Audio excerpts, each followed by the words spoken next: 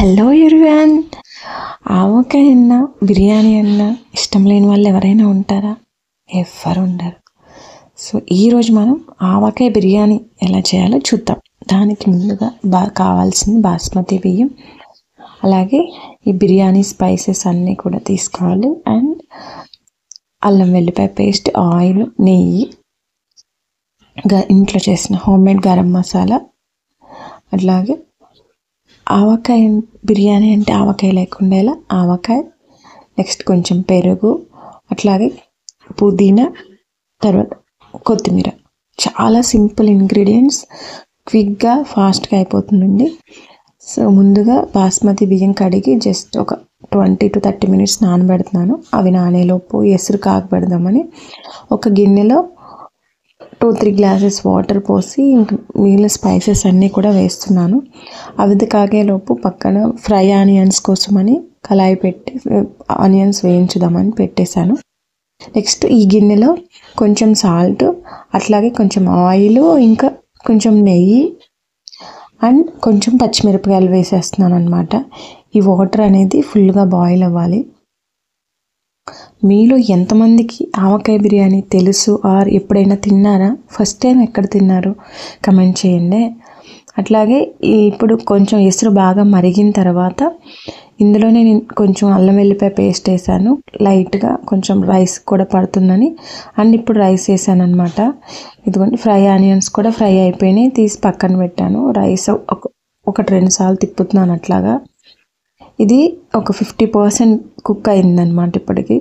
So ఇంకా పక్కన పెట్టేస్తున్నాను దమ్కి కోసం అన్ని.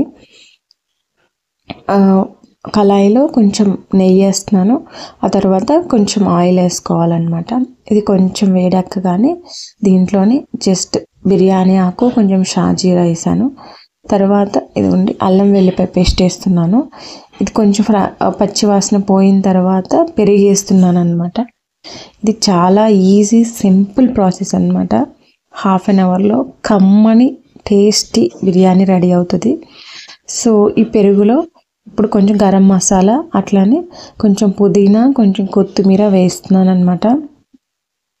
ఇవన్నీ కొంచెం సేపు లైట్గా ఫ్రై అయితే చాలు, డీప్ ఫ్రై ఏం అవసరం లేదు. సో ఇదిగోండి కొంచెం పెరుగు చిక్కబడిపోయింది కదా. నెక్స్ట్ ఈ ఆవకాయ వేస్తున్నాను.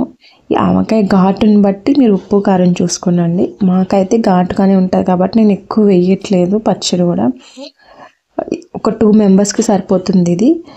సో ఇంక నేను ఉప్పు కారం కూడా ఇంకేం వేయలేదన్నమాట. ఆ రైస్ ఉడకపెట్టేటప్పుడు వేసిన సాల్టే.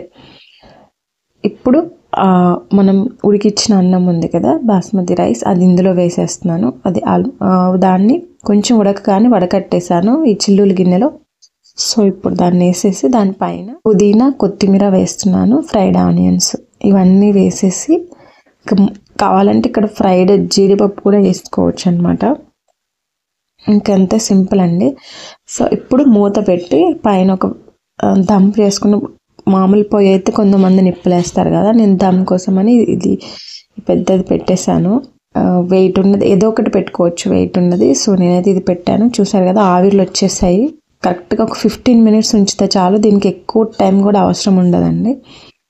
సో 15 minutesలో చూసారా, వావ్, చాలా టేస్ట్ ఉంది అండ్ స్పైసీ ఉంటుంది biryani.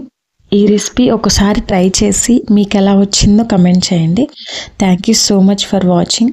Please subscribe to my channel Lakshmi పొదిల.